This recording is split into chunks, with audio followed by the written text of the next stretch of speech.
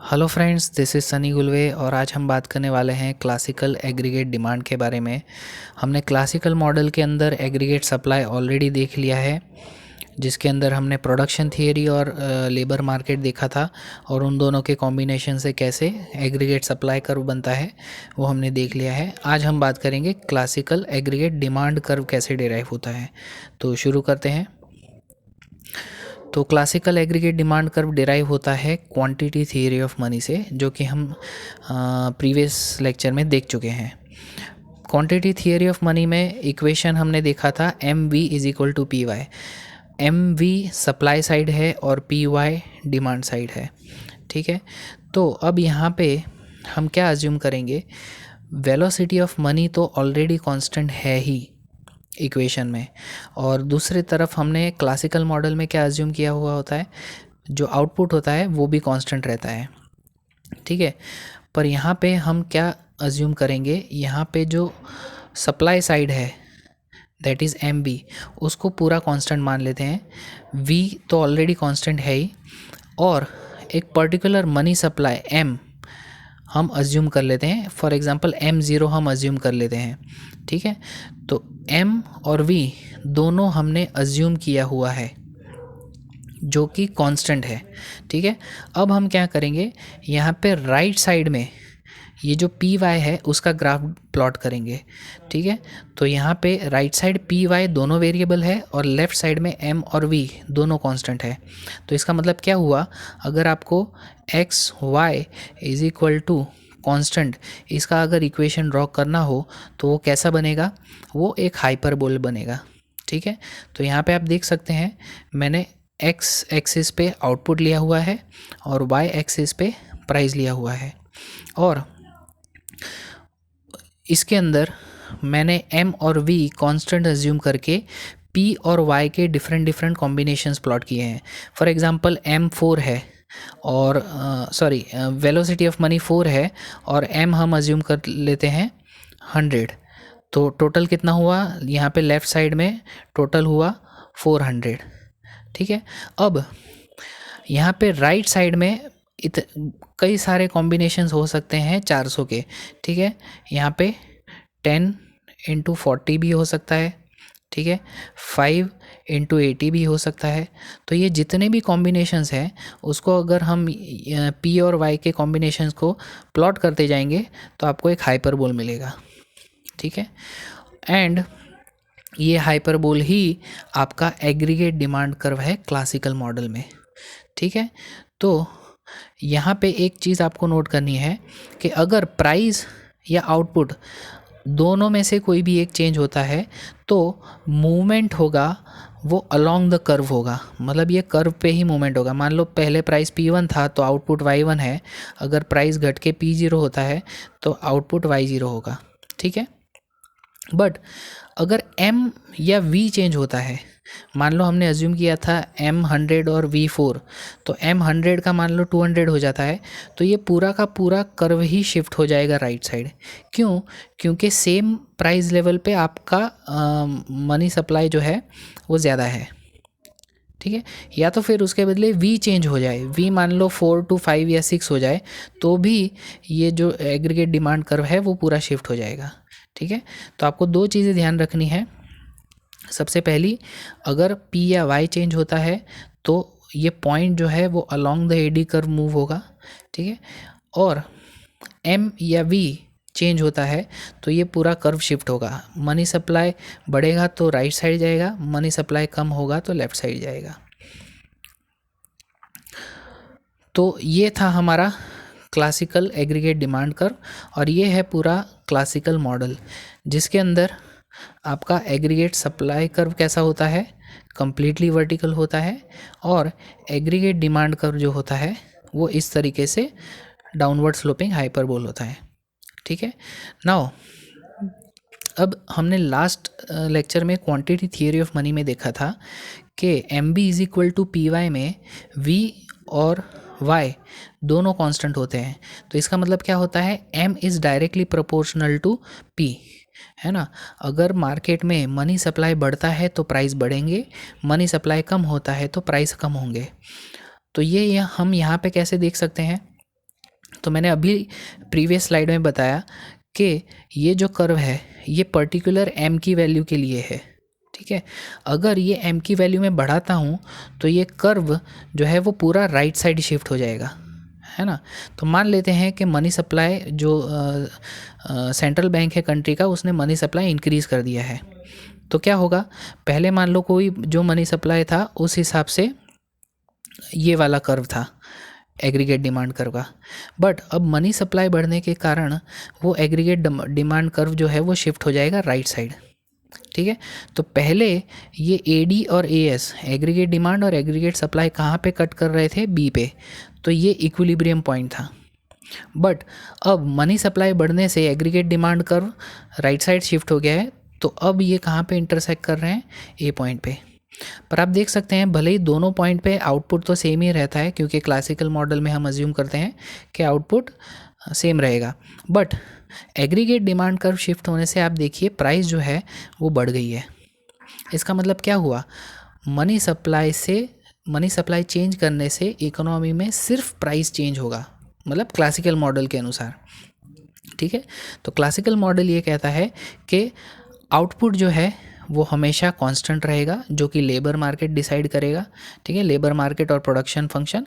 और aggregate demand जो है वो सिर्फ क्या डिसाइड करने में हेल्प करेगा, प्राइस डिसाइड करने में।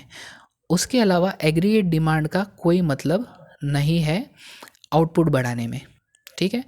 तो यहाँ पे क्लासिकल थियरी ख़त्म होती है। पर क्लासिकल मॉडल के अंदर हमने ये सारी चीज़ें देख ली, गुड्स मार्केट देख लिया, मनी मार्केट देख लिया, एग्रीगेट सप्लाई देख लिया, एग्रीगेट डिमांड देख लिया, प्राइस चेंज देख लिया, ठीक है। बट एक इम्पॉर्टेंट पैरामीटर होता है इकोनॉमी में जो कि होता है इंटरेस्ट रेट, उसकी अभी तक कोई बात नहीं हुई।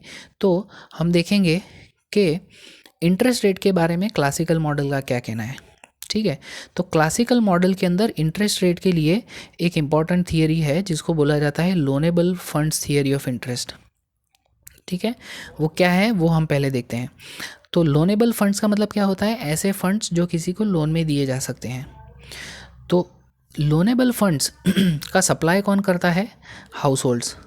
हम जो भी सेविंग्स करते हैं बैंक में या जो भी इन्वेस्टमेंट करते हैं वो पैसा हमारा होता है। मान लो आप बैंक में पैसा सेव करते हैं तो आपका पैसा वहाँ पे गया है, अब बैंक क्या करेगा, उस पैसे को फर्म्स को या गवर्नमेंट को देगा और उनसे इंटरेस्ट चार्ज करेगा, ठीक है। तो लोनेबल फंड जो है उनके सप्लायर कौन होते हैं, हाउस होल्ड्स होते हैं, और उनका यूज़ कौन करते हैं, फर्म्स या फिर गवर्नमेंट, ठीक है। तो अगर लोनेबल फंड्स एक कमोडिटी की तरह हम देखें तो उसका सप्लाई कौन करेगा, हाउस होल्ड्स, और उसका डिमांड कौन जनरेट करेगा, फर्म्स एंड गवर्नमेंट।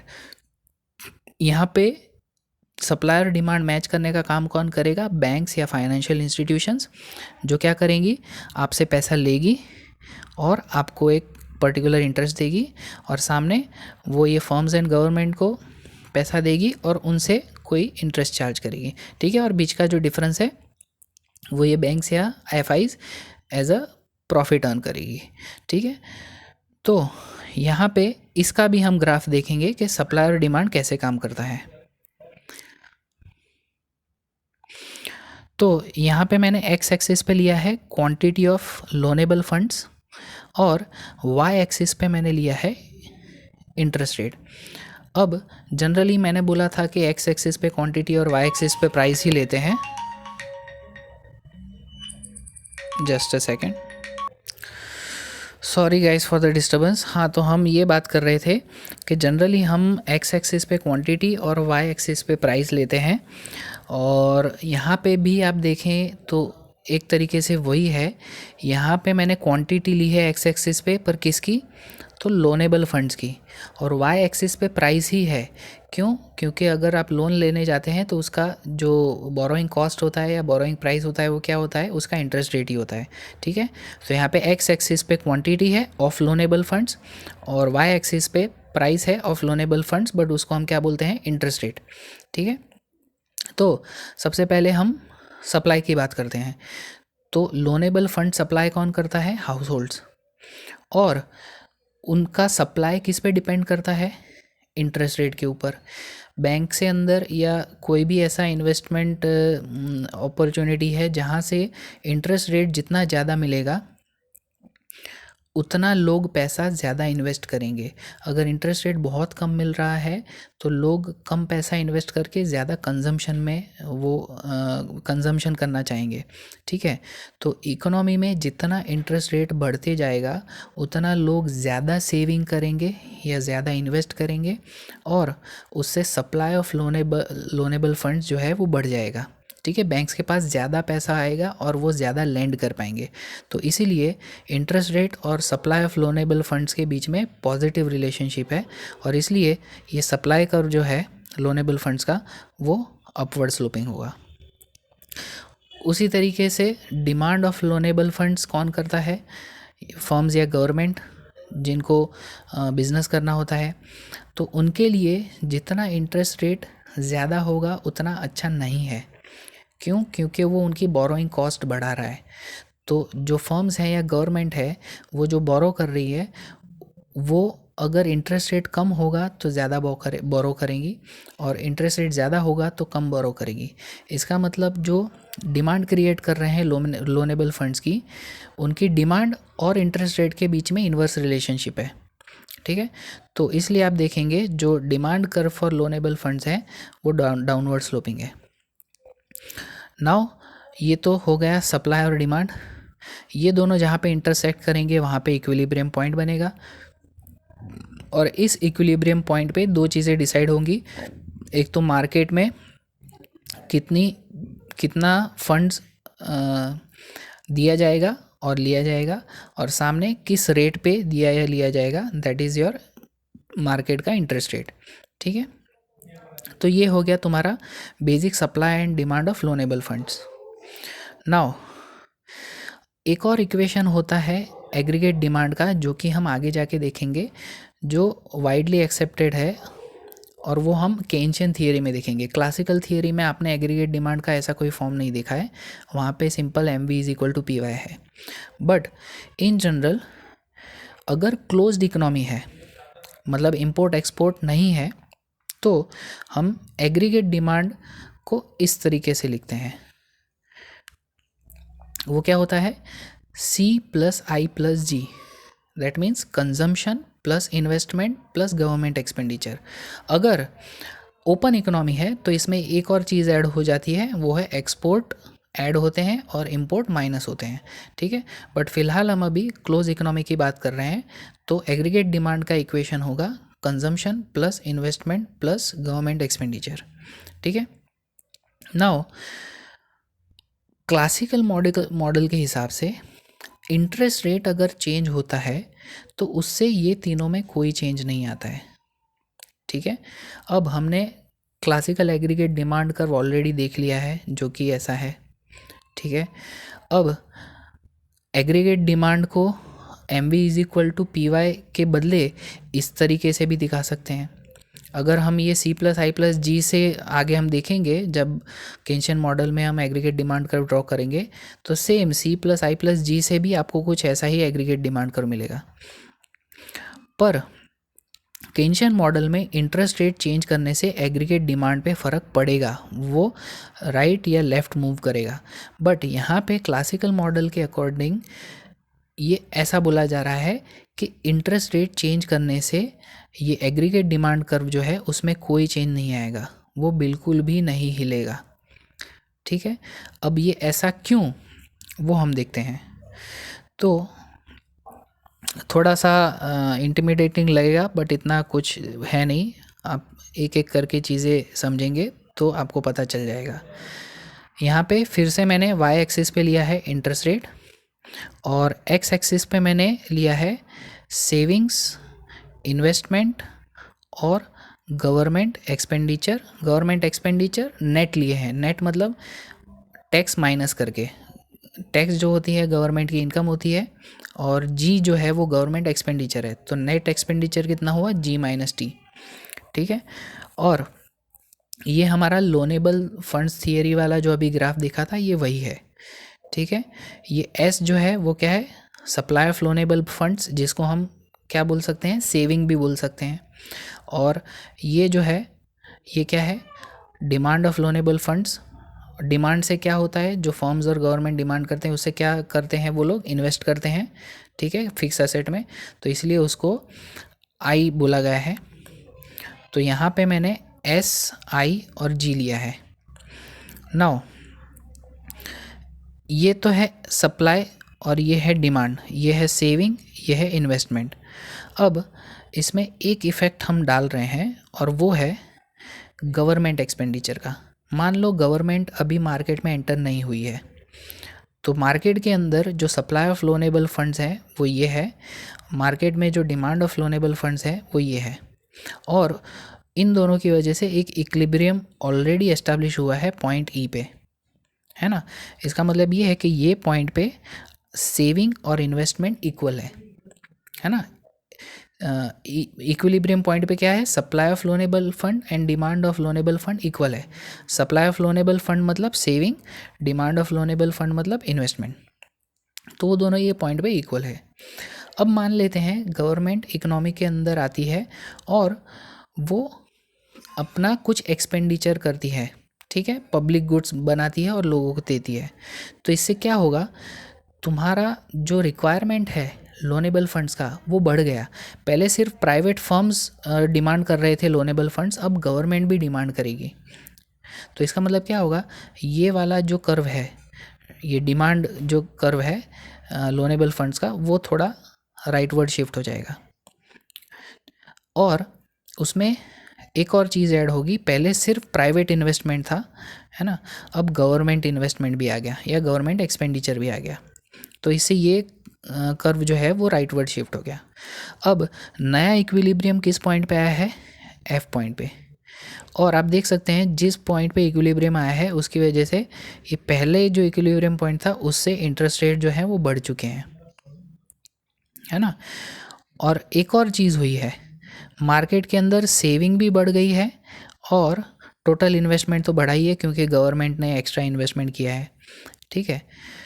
बट इसकी वजह से फाइनल जो आपका C+I+G है, मतलब कि एग्रीगेट डिमांड है, उस पर फ़र्क नहीं पड़ेगा। ऐसा क्यों, ये हम देखते हैं।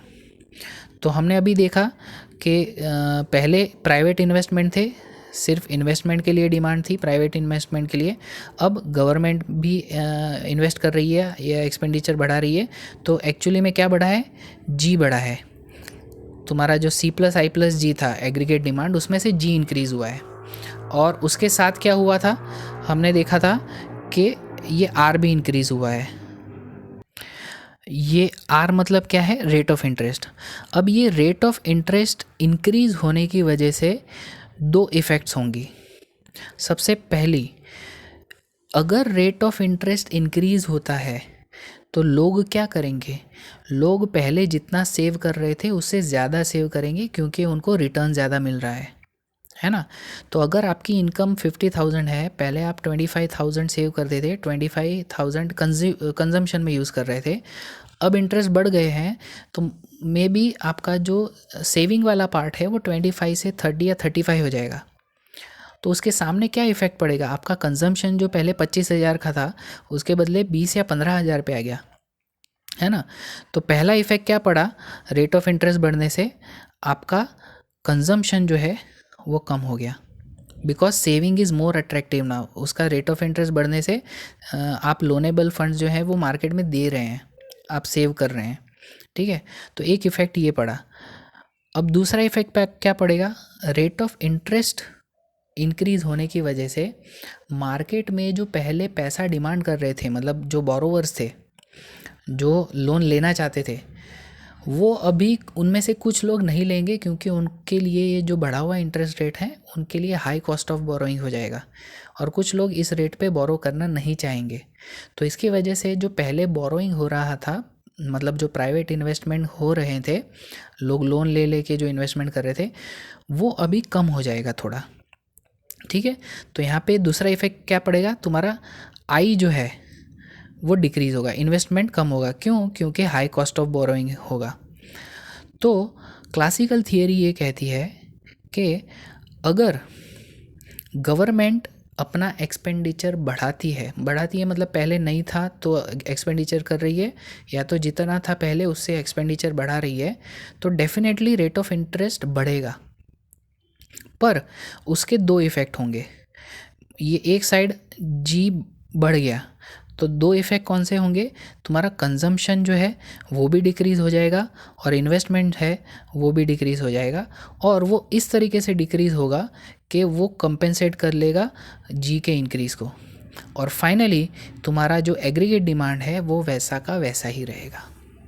ठीक है, तो यहाँ पे हमने लोनेबल थियरी ऑफ फंड्स में क्या देखा कि इंटरेस्ट रेट जो है क्लासिकल मॉडल में वो आउटपुट को अफेक्ट नहीं करता है, बट ऐसा नहीं होता है। आज की तारीख में हम देखेंगे कि इंटरेस्ट रेट अगर सेंट्रल बैंक चेंज करती है, पॉलिसी रेट या इंटरेस्ट रेट, तो उससे आउटपुट में काफ़ी असर आता है। एग्रीगेट डिमांड ये यानी कि आउटपुट ही है, C+I+G is your equation of GDP। ठीक है, तो आज की तारीख में अगर इंटरेस्ट रेट चेंज होते हैं तो आउटपुट पे इफ़ेक्ट आता है, बट क्लासिकल मॉडल ये कहता है कि अगर इंटरेस्ट रेट चेंज होंगे तो ये जो हमने मैकेनिज़्म यहाँ पे देखा, गवर्नमेंट एक्सपेंडिचर बढ़ा है और उसके सामने कंजम्पशन और इन्वेस्टमेंट कम हुआ है, तो ये इफ़ेक्ट देखने को मिलेगा। और फाइनली जो एग्रीगेट डिमांड होगा वो नॉर्मल जो इनिशियल लेवल था उस पे ही रहेगा, मतलब इंटरेस्ट रेट चेंज होने से आउटपुट पे कोई असर नहीं होगा। इसका मतलब क्या है, क्लासिकल मॉडल के अंदर इंटरेस्ट रेट जो है वो स्टेबलाइजिंग रोल प्ले करता है और उसकी वजह से एग्रीगेट डिमांड पे बिल्कुल भी असर नहीं होती है।